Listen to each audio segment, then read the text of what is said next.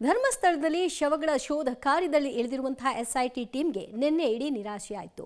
9 ಮತ್ತು 10ನೇ ಸ್ಪಾಟ್ನಲ್ಲಿ ದಿನವಿಡೀ ಕಾರ್ಯಾಚರಣೆ ನಡೆಸಿದರೂ ಕೂಡ ಸಣ್ಣ ಕುರುಹು ಕೂಡ ಲಭ್ಯವಾಗಲಿಲ್ಲ. ಈ ಮಧ್ಯೆ ನಾಳೆ ಇನ್ನು ಉಳಿದ 3 ಪಾಯಿಂಟ್ಗಳಲ್ಲಿ ಶೋಧ ಕಾರ್ಯ ನಡೆಯುತ್ತೆ. ಇದರ ನಡುವಲ್ಲೇ ಅನಾಮಿಕ ಮುಸುಕುದಾರಿಯ ಕುರಿತಾಗಿ ಹಲವಾರು ಅನುಮಾನಗಳು ಕೂಡ ವ್ಯಕ್ತವಾಗ್ತಾ ಇದೆ. ಯಾವ ವಿಷಯಕ್ಕೆ ಈ ವರದಿ ನೋಡಿ.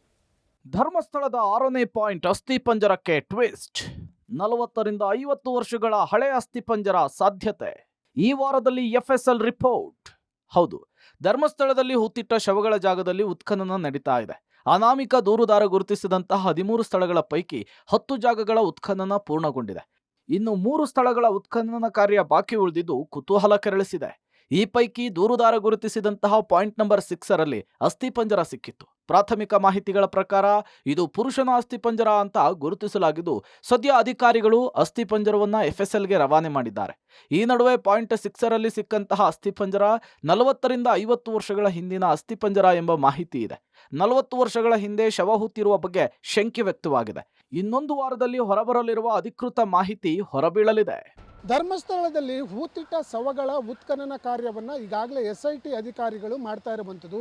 ಅಪರಿಚಿತ ವ್ಯಕ್ತಿ ಗುರುತಿಸಿದ 13 ಪಾಯಿಂಟ್ಗಳಲ್ಲಿ ಒಟ್ಟು 10 ಪಾಯಿಂಟ್ಗಳಲ್ಲಿ ಈಗಾಗಲೇ ಉತ್ಖನನ ಕಾರ್ಯ ಪೂರ್ಣಗೊಂಡಿರುವಂಥದ್ದು. 6ನೇ ಪಾಯಿಂಟಲ್ಲಿ ಅಸ್ಥಿಪಂಜರವೊಂದು ಸಿಕ್ಕಿದ್ದು, ಅದು ಪ್ರಾಥಮಿಕ ತನಿಖೆ ವೇಳೆ ಪುರುಷನ ಬಾಡಿ ಅನ್ನುವಂಥ ಮಾಹಿತಿಗಳು ಸಿಕ್ಕಿರುವಂಥದ್ದು. ಅದರ ಜೊತೆಗೆ ಇನ್ನು ಉಳಿದ 3 ಪಾಯಿಂಟ್ಗಳಲ್ಲಿ ಉತ್ಖನನ ಕಾರ್ಯ ಬಾಕಿ ಇದ್ದು, ಆ ಬಾಕಿ ಇರುವಂತಹ ಉತ್ಖನನ ಕಾರ್ಯ ನಡೆಯುವಂಥ ಸಂದರ್ಭದಲ್ಲಿ ಆ ಜಾಗದಲ್ಲಿ ಸಿಗುವಂಥ ಅಸ್ಥಿಪಂಜರಗಳು ಸಾಕಷ್ಟು ಕುತೂಹಲಕ್ಕೆ ಕಾರಣವಾಗಿರುವಂಥದ್ದು. ಈಗಾಗಲೇ ಸಿಕ್ಕಿರುವಂಥ ಏನು ಉತ್ಖನನ ಕಾರ್ಯದ ವೇಳೆ ಸಿಕ್ಕಿರುವಂಥ ಮೂಳೆಗಳಿಗೆ FSLಗೆ ಕಳಿಸಿರುವಂಥ ಅಧಿಕಾರಿಗಳು ಈ ಪ್ರಕರಣವನ್ನು ತನಿಖೆ ಚುರುಕುಗೊಳಿಸಿರುವಂಥದ್ದು. ನಾಳೆಯೂ ಮುಂದುವರಿಯಲಿದೆ ಶೋಧ ಕಾರ್ಯ. 13ರಲ್ಲಿ 3 ಸ್ಥಳಗಳಷ್ಟೇ ಬಾಕಿ, ಸಿಗುತ್ತಾ ಕುರುಹು. ಇನ್ನು ಇವತ್ತು ಭಾನುವಾರವಾದ ಹಿನ್ನೆಲೆಯಲ್ಲಿ ಶೋಧ ಕಾರ್ಯಕ್ಕೆ ಬ್ರೇಕ್ ಬಿದ್ದಿದ್ದು, ನಾಳೆ ಶೋಧ ಕಾರ್ಯ ಮತ್ತೆ ಮುಂದುವರಿಯುತ್ತೆ. ದೂರುದಾರ ತೋರಿಸಿದ ಸ್ಥಳಗಳಲ್ಲಿ ಇನ್ನೂ 3 ಸ್ಥಳಗಳಷ್ಟೇ ಉಳಿದಿದ್ದು, ಈ ಬಗ್ಗೆ ಕುತೂಹಲ ಹೆಚ್ಚಾಗಿದೆ. ನಾಳೆಯೂ ಕೂಡ ಭೂಮಿ ಅಗೆಯುವ ಕಾರ್ಯ ನಡೆಯಲಿದ್ದು, ಆ ಬಳಿಕ ದೂರುದಾರ ವ್ಯಕ್ತಿಯನ್ನ SIT ವಿಚಾರಣೆಗೊಳಪಡಿಸುವ ಸಾಧ್ಯತೆ ಇದೆ. ದೂರುದಾರ ಗುರುತಿಸಿದ ಸ್ಥಳಗಳಲ್ಲಿ ಸಿಗದ ಸಾಕ್ಷ್ಯ. SIT ದಿಕ್ಕು ತಪ್ಪಿಸ್ತಿದಾನ ಮುಸುಕುಧಾರಿ. ಅನಾಮಿಕನ ಮೇಲೆಯೇ ಶುರುವಾಯಿತು ಅನುಮಾನ. ಧರ್ಮಸ್ಥಳದ ನೇತ್ರಾವತಿ ತಟದಲ್ಲಿ ಅಸ್ಥಿ ಶೋಧ ದಿನಕ್ಕೊಂದು ಕುತೂಹಲ ಕೆರಳಿಸ್ತಿದೆ.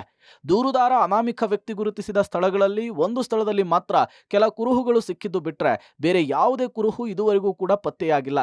ಹೀಗಾಗಿ ಅನಾಮಿಕ ವ್ಯಕ್ತಿಯ ಮೇಲೆಯೇ ಹಲವು ಡೌಟ್ ಶುರುವಾಗಿದೆ. SITಗೆ ಮುಸುಕುಧಾರಿ ವ್ಯಕ್ತಿ ದಿಕ್ಕನ್ನು ತಪ್ಪಿಸ್ತಿದಾನ ಅನ್ನುವಂತಹ ಅನುಮಾನ ಶುರುವಾಗಿದೆ. ಆದರೆ ದೂರುದಾರ ಮಾತ್ರ ನೆಕ್ಸ್ಟ್ ಪಾಯಿಂಟ್ನಲ್ಲಿ ಸಿಕ್ಕೇ ಸಿಗುತ್ತೆ ಅಂತ ಹೇಳ್ತಿದ್ದಾನೆ. ಒಂದು ವೇಳೆ ಅನಾಮಿಕ ತೋರಿಸಿದ ಜಾಗದಲ್ಲಿ ಏನೂ ಸಿಗದೆ ಹೋದ್ರೆ ಮುಂದೇನು ಅನ್ನೋದೇ ಈಗಿರುವಂತಹ ಕುತೂಹಲ.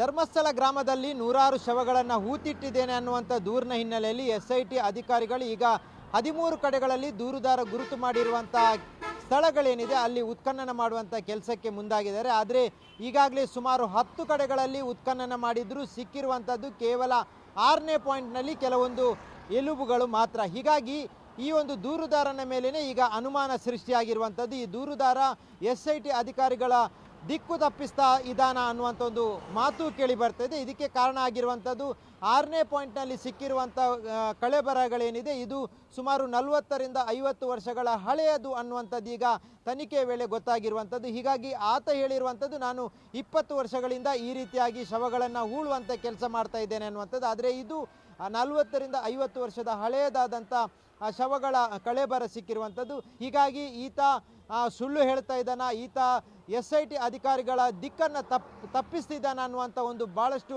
ಮಹತ್ತರವಾದಂಥ ಮಾತು ಈಗ ವ್ಯಕ್ತ ಆಗ್ತಾ ಇರುವಂಥದ್ದು. SIT ಕಚೇರಿಗೆ ಬಂದ ಮತ್ತೊಬ್ಬ ದೂರುದಾರ. 15 ವರ್ಷದ ಹಿಂದೆ ಕೊಲೆಯಾಗಿದೆ ಅಂತ ಆರೋಪ. ಕಾನೂನು ಪ್ರಕ್ರಿಯೆ ನಡೆಸದೆ ಹೂತು ಹಾಕಿದ್ದಾರೆ ಅಂತ ದೂರು. ಧರ್ಮಸ್ಥಳದಲ್ಲಿ ಶವಗಳನ್ನು ಹೂತಿಟ್ಟ ಪ್ರಕರಣ ಮತ್ತೊಂದು ತಿರುವನ್ನು ಪಡೆದುಕೊಂಡಿದೆ. ಒಬ್ಬ ದೂರುದಾರನ ವಿಚಾರಣೆಯ ನಡುವೆಯೇ ಇದೀಗ ಮತ್ತೊಬ್ಬ ದೂರುದಾರ ಪ್ರತ್ಯಕ್ಷವಾಗಿದ್ದಾನೆ. ಸಾಮಾಜಿಕ ಹೋರಾಟಗಾರ ಜಯಂತ ಟಿ ಅನ್ನೋರು ಬೆಳ್ತಂಗಡಿ SIT ಕಚೇರಿಗೆ ಬಂದು ದೂರು ಕೊಟ್ಟಿದ್ದಾರೆ. ಧರ್ಮಸ್ಥಳದಲ್ಲಿ 15 ವರ್ಷದ ಹಿಂದೆ ಕೊಲೆಯಾಗಿದೆ, ಸಾವಿಗೀಡಾದ ಬಾಲಕಿಯನ್ನ ಕಾನೂನು ಪ್ರಕ್ರಿಯೆ ನಡೆಸದೆ ಹೂತ ಹಾಕಿದ್ದಾರೆ, ಇದಕ್ಕೆ ಸಾಕ್ಷಿ ಇದೆ, SIT ಅಧಿಕಾರಿಗಳಿಗೆ ಆ ಜಾಗ ತೋರಿಸ್ತೇನೆ ಅಂತ ಹೇಳಿದ್ದಾನೆ. ನನಗೆ ಅದರ ಕೈ ಅನುಭವ, ಕೈ ನೋವು ಅದನ್ನು ಇವತ್ತು ಒಳ್ಳೆ ಅಧಿಕಾರಿ ಬಂದಿದ್ದಾರೆ, ಅವರ ಮುಂದೆ ಅದನ್ನು ಪ್ರಸ್ತಾಪನೆ ಮಾಡಿದ್ದೀನಿ, ದೂರನೇ ಹಿಡ್ಕೊಂಡು ಬಂದೀನಿ, ಸೋಮವಾರ ಬನ್ನಿ ಅಂತ ಹೇಳಿದ್ರು. ಅದೇ ರೀತಿಯಲ್ಲಿ ಅವರು ತನಿಖೆ ಮಾಡ್ತಾರೆ ಸರ್. ಅದೇ ಒಂದು ಡೆಡ್ ಬಾಡಿ ಇದ್ದದ್ದು ನಾನು ನೋಡಿರೋದು. ಅದು ಎಲ್ಲಿ ಅಂತ ಅವತ್ತು ಹೇಳ್ತೀವಿ ನಾವು. ಒಂದು 15 ವರ್ಷ ಆಗಿರ್ಬೋದು. ಇಲ್ಲ, ಒಳ್ಳೆ ರೀತಿಯಲ್ಲಿ ಸ್ಪಂದನೆ ಮಾಡಿದ್ದಾರೆ. ಅದೇನದು ಪ್ರಕರಣ ದಾಖಲು ಮಾಡಿ ನಮಗೆ ಮಾಡೋಣ ಅಂತ ಹೇಳಿದ್ದಾರೆ. ನಾನು ನನ್ನ ನೋವನ್ನು, ನನ್ನ ಅನುಭವವನ್ನು ಹಂಚಿಕೊಳ್ಳಲು ನಾನು ಬಂದಿದ್ದೀನಿ. ಅದೇ ಹೇಳಿದ್ವಲ್ಲ, ಕೊಳೆತು ಅಂತ ಜಾಸ್ತಿ ಕೊಳ್ತಿಲ್ಲ, ಒಂದು ಸ್ವಲ್ಪ ಕೊಳ್ತಿರುವ ಆ ಮೃತದೇಹವನ್ನು ನೋಡಿದೆ. ಆ ಹೆಣ್ಣು ಮಗಳ ದೇಹವನ್ನು ನಾನು ನೋಡಿದೆ. ಎಲ್ಲಿವರೆದು ಗೊತ್ತಿಲ್ಲ. ಆ ಏನೋ ಅಸ್ಥಿ ಪಂಜರವನ್ನು ಅವ್ರಿಗೆ ಒಪ್ಪಿಸಬೇಕು. ಆ ಕೆಲಸ ಮಾಡಲಿ. ಸತ್ಯಾಸತ್ಯ ಘಟನೆ ಹೊರಗೆ ಬರಲಿ ಅಂತ ಮಾತ್ರ ನನ್ನ ಉದ್ದೇಶ. ಒಟ್ನಲ್ಲಿ ಕಳೆದ 5 ದಿನಗಳಿಂದ ಎಸ್ಐಟಿ ಅಧಿಕಾರಿಗಳು ದೂರುದಾರ ತೋರಿಸಿದ ಜಾಗದಲ್ಲಿ ಅಗೆದು ಬಗೆದರೂ ಯಾವುದೇ ಕುರುಹು ಸಿಗ್ತಿಲ್ಲ.